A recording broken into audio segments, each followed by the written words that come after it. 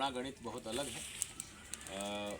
अगर वो बैठता है तो भी हमारी पार्टी को मौका मिलता भी है, तो भी हमारे इंजीनियर आफ्ताब साहब जिन्होंने पार्टी को सींचने का काम किया, पहली बार पार्टी को लेकर के आए, हमारे आदिल साहब जिन्होंने बहुत मजबूती से पार्टी के संगठन को खड़ा किया, हमारे सीनियर हैं, तो पहला मौका उनको मिलना चाहिए अगर परिस्थितियाँ बनती हैं तो।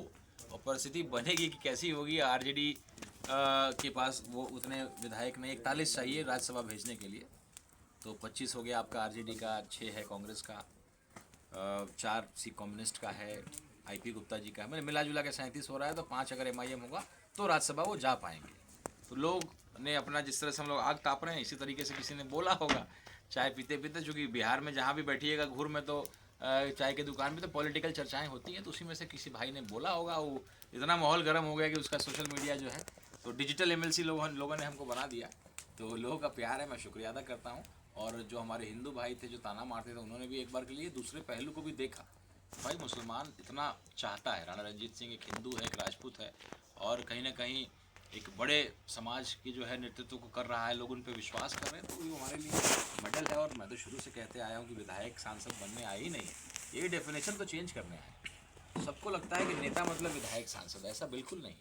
पार्टी का टिकट किसी को मिल जा रहा है, किसी को बोलना नहीं आता है, किसी की कोई समझ नहीं है, कभी विधानसभा में आवाज़ तक नहीं उठाया, ऐसे लोग भी टिकट पे जीत जा रहे हैं। और इस बार भाजपा में खास करके किसी विधायक की कोई इज्जत है क्या? पार्टी वाले कहते हैं तुम अपने दम पे जीते हो। अरे हम लोग आए हैं जिता करके, ईवीएम जिंदाबाद, और बहुत सारे हथकंडे, 10,000 रुपया महिलाओं को बांटा किया। तो अब वो वाली बात नहीं, पहले के ज़माने में नेता हुआ करते, निर्दलीय 10-15 विधायक जीता करते थे। अब देखिए ना, तो पार्टी का टिकट है, जिसको मिल रहा है तो बड़ी बात वो नहीं है। हम लोग तो नेता के रूप में अपने आप को स्थापित कर रहे हैं। देश में इतने लोग जुड़ रहे हैं, अभी बम्बई में चुनाव होने वाला है, लगातार फ़ोन आ रहा है कि भाई आप हमारे प्रचार में आइए, बिहार के लोग हैं, या आप आइएगा तो फ़ायदा होगा, ऐसा होगा वैसा होगा। यूपी में पंचायत चुनाव, उसके लिए लोग बुला रहे हैं, तो ये हमारी जीत है। हम लोग विधायक बन करके शायद दायरे को बहुत छोटा रख लेते हैं, तो हम लोग नेता के रूप में अपने आप को स्थापित करें। और ये एमएलसी की चर्चा हुई है, लोगों का प्यार है, मैं इस प्यार को स्वीकारता हूँ। लेकिन अगर ऐसी बात आएगी तो पहला अधिकार हमारे इंजीनियर आफ्ताब साहब का है, हमारे जो जनरल सेक्रेटरी हैं पार्टी के आदिल हसन साहब का है। राणा रंजीत अभी मेहनत करने के लिए, अभी तो बहुत पूरा उम्र बचा हुआ है, पार्टी को सींचना है, मजबूत करना है। आने वाला समय में बहुत ऐसे ऑफर्स आते रहेंगे और देखा जाएगा, कोई जल्दबाजी नहीं। इस वक्त बीएमसी का चुनाव जो है चरम सीमा पे है, चल रहा है, बहुत सोशल मीडिया के जरिए इस बार जो है बीएमसी के चुनाव में जो है एआईएमआईएम जो बड़ी जोरों शोर से जो है चुनाव का प्रचार हो रहा है, चुनाव लड़ रही है अभी बीच में जो है। इसके बारे में आपका क्या ख्याल है, किस तरह से जो है इसमें कैसा चुनाव में कितनी सीट पे जीत हासिल करेगी? बहुत बेहतरीन, बहुत शानदार रिजल्ट आएगा, क्योंकि बीएमसी के चुनाव को तो करने ही नहीं दे रही थी भाजपा की सरकार। जो चुनाव 5 साल में होना चाहिए उसको शायद 7 साल की 8 साल हो गया है। क्योंकि बीएमसी का जो पैसा होता है ना, हमारे आपके जो बिहार का जो बजट है ना, पूरे बिहार का, उससे 5 गुना या 10 गुना ज़्यादा बजट है बीएमसी का।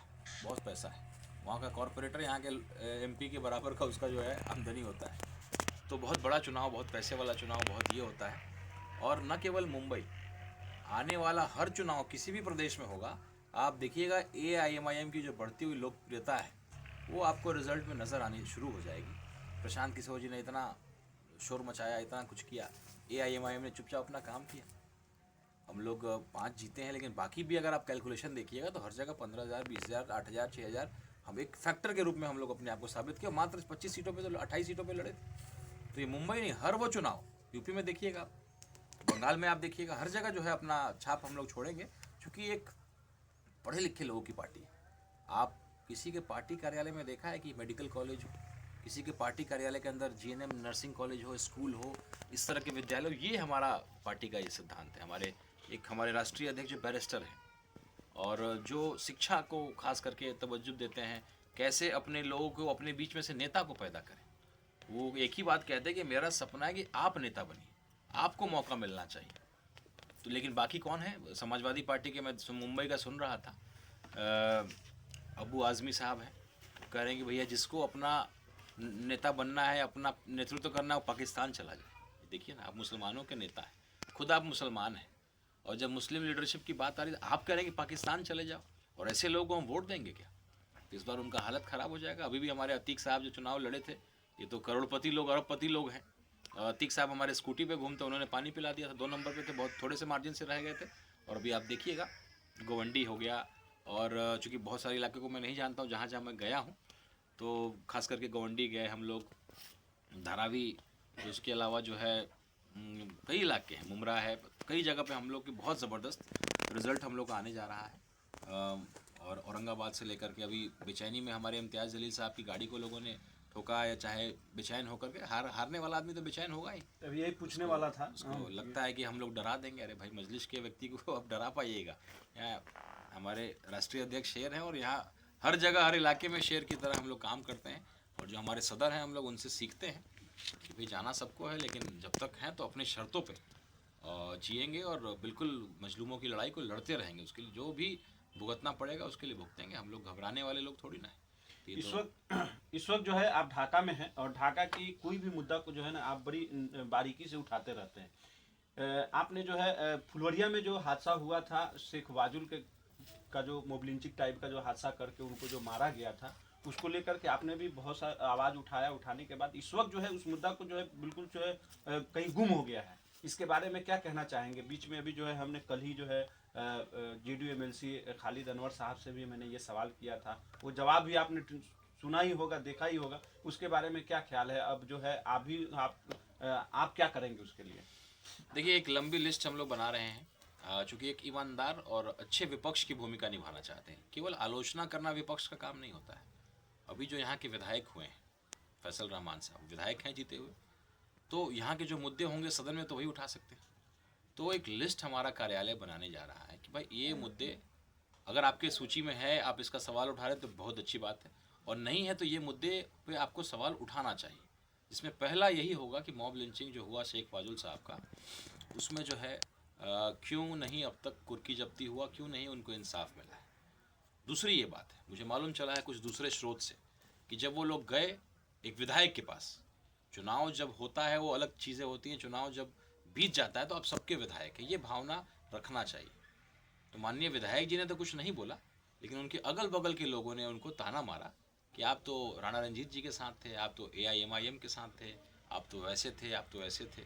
ये भावना नहीं रखना चाहिए। विधायक जी ने ऐसा नहीं बोला, लेकिन उनके अगल बगल के लोग उन्होंने इस तरीके से बोला, तो विधायक जी के बड़े दुश्मन हैं वो लोग।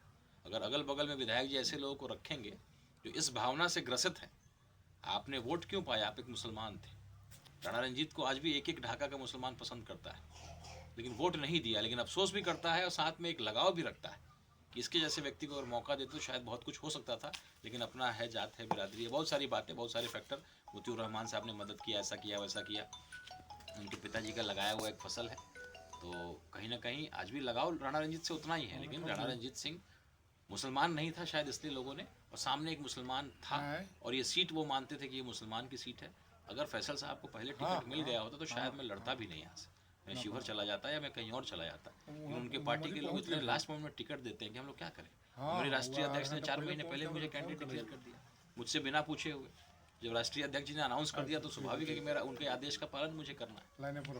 तो ये भावना नहीं होनी चाहिए। तो एक पूरी सूची हम लोग, डिग्री कॉलेज वाली बात हो गई, बस स्टैंड की बात हो गई, घोड़ासान में जो बम्बई की ट्रेन है उसका ठहराव नहीं है उसकी बात हो गई, ऑडिटोरियम आज तक खुला नहीं है, उद्घाटन हो गया है, जो स्टेडियम खुला उसका लाइट आजकल नहीं जलाया जा रहा है, बिजली बिल में बहुत तरीके से गलत वसूला जा रहा है, रजिस्ट्री ऑफिस में बहुत सारी चीज़ें गलत हो रही हैं, CO का वो भी विजय सिन्हा जी ने जो मंत्री हैं अच्छा काम उन्होंने किया है, तो उन्होंने जो हड़काने का काम किया अच्छा किया है। अब यहाँ से उनको भी विधायक जी भी अगर थोड़ा और टाइट हो जाएंगे तो मंत्री से चाबुक पड़ रहा है, विधायक भी अगर चाबुक लगाएगा तो उसकी मजाल नहीं होगी गरीबों को शोषण करने का, उससे पैसा वसूलने का। तो ऐसे एक सूची हम लोग पत्र के माध्यम से हम लोग माननीय विधायक जी को सौंपेंगे एक ईमानदार विपक्ष के रूप में, और उम्मीद करेंगे कि वो उन मुद्दों को ठीक करें और शेख वाजुल साहब वाले मुद्दे को भी सदन में उठाएं। अगर वो नहीं उठा पाएंगे तो हम अपने 5 विधायक में से किसी से उठवाएंगे, वो अपना काम तो करेंगे। लेकिन स्वाभाविक है कि आप विधायक हैं इस इलाके के, और किसने वोट दिया किसने वोट नहीं दिया वो भावना अगर रखिएगा तो ज़रा सा तकलीफ़ आगे और आपको बन जाएगी। तो वो भावना नहीं रखना चाहिए, मैं भी नहीं रखता हूँ। अगर कोई आदमी आ जाए तो मैं नहीं उससे हिसाब लेता हूँ कि भाई आपने मुझे वोट दिया था कि नहीं दिया था। ठीक है, जो भी मुझे 5700 वोट पड़ा है, जो भी पड़ा है, तो उतने लोगों की जिम्मेदारी है। लेकिन उसके अलावा भी कोई अगर बोलता है तो मैं उसको पूछता तो नहीं हूँ कि आपने वोट दिया है कि नहीं दिया है। कई ऐसे मेरे लोग थे जो आज भी मुंबई में AIMIM कर रहे हैं, हर जगह MIM कर रहे हैं, और अपने गांव में आके MIM को वोट ही नहीं दे रहे हैं। तो बहुत सारे लोग हैं, तब मैं क्या उनके साथ गाली गलौज करूँ या उनको मैं बेइज्जत करना शुरू कर दूँ? ठीक है, अपना अपना जो है लोगों का सोच है, अपना अपना ये। ढाका में इस बार जो एक और मुद्दा जो है गरमाया हुआ है, ढाका का जो चुनाव हुआ है, इस चुनाव को जो कैंसिल कराने के लिए चुनाव जो है इस बार जो है गलत तरीके